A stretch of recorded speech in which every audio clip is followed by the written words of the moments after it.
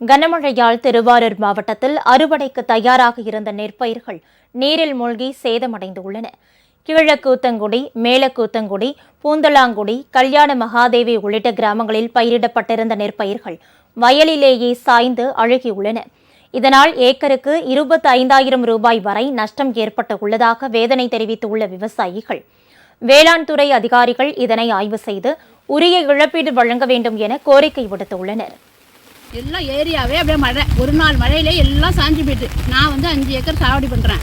நகை எல்லாம் அடகு வச்சுட்டு கஷ்டப்பட்டு சாகுபடி பண்ணி எல்லாம் தண்ணியில் போயிட்டு. அதுக்கு என்ன பண்ணுறதுனே தெரியல. எங்களுக்கு ரொம்ப கஷ்ட நிலமையில இருக்கும். 5 ஏக்கருக்கும் நான் அவ்வளோ செலவு பண்ணியிருக்கேன். 1 லட்ச ரூபா போல செலவு பண்ணியிருக்கேன்.